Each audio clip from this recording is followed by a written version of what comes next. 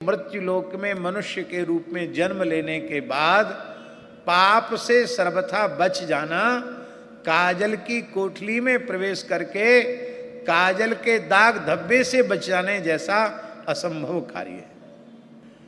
कुछ अनजाने वश पाप भी हो जाते, हम जानते नहीं कि ये पाप हो गए। कुछ संगवश हो जाते हैं, हम पाप नहीं करना चाहते थे पर ऐसे संग में पड़ गए कि पाप हो गया। कुछ पाप स्वभाववश हो जाते हैं, संस्कारवश हो जाते हैं। इन पापों से बचना बहुत कठिन है और पापों का ही परिणाम भयंकर नरकों के रूप में मनुष्य को भोगना पड़ता है। ऐसा समझ लें, थोक पापों को भोगना पड़ता है नरक में जाकर, और जो फुटकर बच जाते हैं उनको भोगने के लिए फिर धरती पर पैदा होते हैं और उनको अनेक प्रकार की आदि व्याधि रोग पीड़ा आदि के रूप में उनको सहन करना पड़ता है। प्रतिकूलताओं के रूप में, दुखों के रूप में उन पापों को भोगना पड़ता है।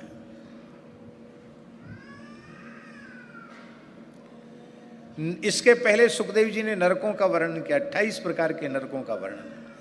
परीक्षित जी ने कहा, महाराज पाप से बचना कठिन है और नरकों की यातना इतनी भयंकर है कि इसको सुनकर हमारी छाती कांप रही है।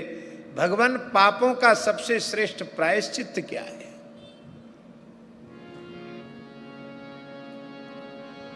सुखदेव जी ने 3 प्रायश्चित्त बताए। पहला प्रायश्चित्त बताया,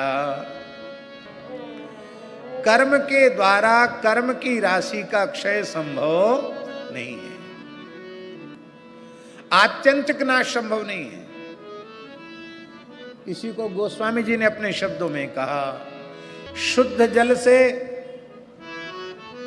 मल लग गया हो, कीचड़ लग गई हो तो उसका प्रक्षालन संभव है, मल से मल का प्रक्षालन नहीं होता।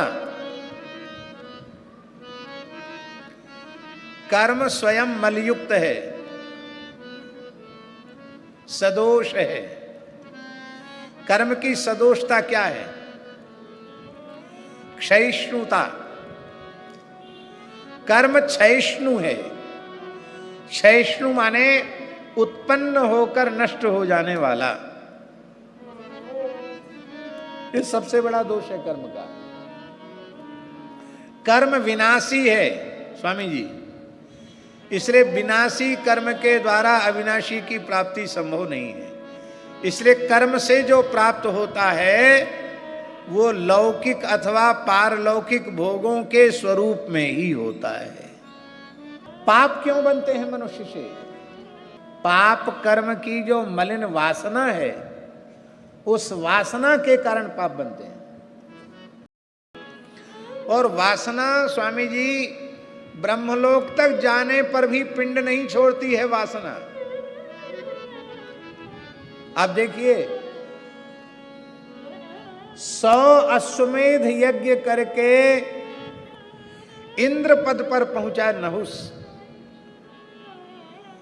इंद्रासन पर बैठ गया, वहां जाकर भी वासना नष्ट नहीं हुई। बोला, जब मैं इंद्र हूं तो इंद्राणी मेरी पत्नी होनी चाहिए।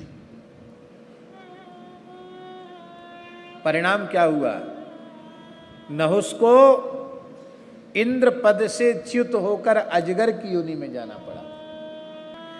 इंद्र के द्वारा अहिल्या का धर्षण वह तो प्रसिद्ध ही है, उसके लिए गौतम ऋषि का शाप भी इंद्र को भोगना पड़ा। इसका मतलब है वासना का क्षय नहीं है। किससे क्षय है?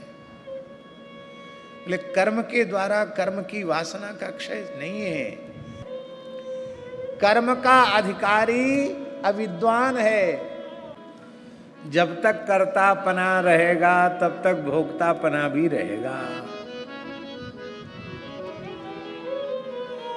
कर्म का अधिकारी अविद्वान है, अज्ञानी है। इसलिए सुखदेव जी के शब्दों में तत्व ज्ञान का उदय हो जाना यही वस्तुतः संपूर्ण पापों का सर्वोपरि प्रायश्चित है। क्योंकि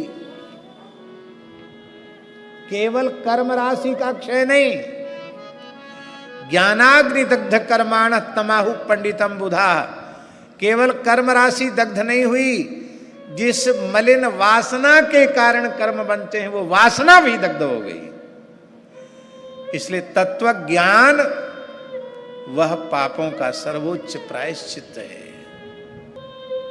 इसलिए जो मनुष्य कुपथ्य नहीं करता है, सुपथ्य का ही सेवन करता है, वह धीरे धीरे रोगों से मुक्त हो जाता है। रोग फिर उसे अपने चंगुल में फंसा नहीं सकते। ऐसे ही जो पुरुष धर्म और सदाचार का निष्काम भाव से, कर्तव्य बुद्धि से, श्रद्धा पूर्वक पालन करता है, वो धीरे धीरे पाप से भी मुक्त हो जाता है, पाप की वासना से भी मुक्त हो जाता है और उसे तत्वबोध हो जाता है। मैं देह नहीं, मैं इंद्रिय नहीं, मैं मन नहीं, मैं बुद्धि नहीं, मैं चित्त नहीं, मैं अहम भी नहीं, क्योंकि यह सब प्रकृति है और मैं प्रकृति से विलक्षण कूटस्थ चैतन्य प्रत्यगात्मा हूं। इस प्रकार का जो बोध है, ये संपूर्ण पापों का सर्वोच्च प्रायश्चित है।